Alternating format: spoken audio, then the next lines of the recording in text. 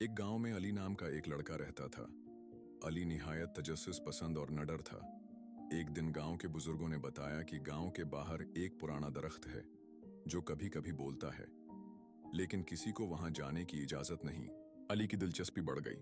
वो रात को चुपके से अपने घर से निकला और इस दरख्त की तलाश में चल पड़ा। चांदनी रात में जब वो दरख्त के पास पहुंचा तो किचांक दरख्त की शाखें हिलने लगे। कौन है? एक भारी आवाज गूंजी। अली चौंक गया, मगर हिम्मत न हारी। मैं अली हूं, सच जानना चाहता हूं, आप बोलते कैसे हैं?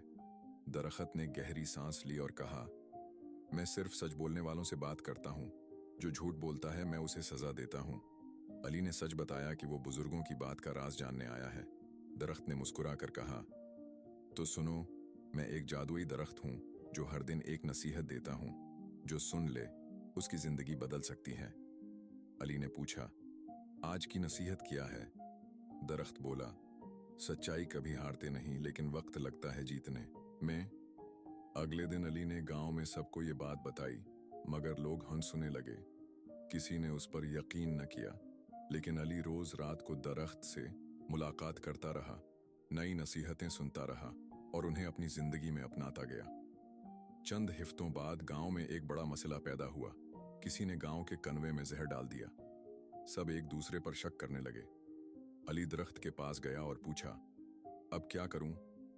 दरख्त ने कहा, सच तलाश करो, खुद इंसाफ ना करो, सच खुद सामने आ जाएगा। अली ने होशियारी से सब गांव वालों को एक एक करके कनवे के पास बुलाया और वहीं एक शख्स ने घबराकर सबके सामने अकबाल जुर्म कर लिया। गांव वाले हैरान रह गए कि एक बच्चा इतनी अक्ल से ये सब कर सकता है। सबने दरख्त की बातों पर यकीन किया और अली को इज्जत देने लगे। अब गांव के सब बच्चे रोज इस दरख्त के पास जाते और नई नई बातें सीखते।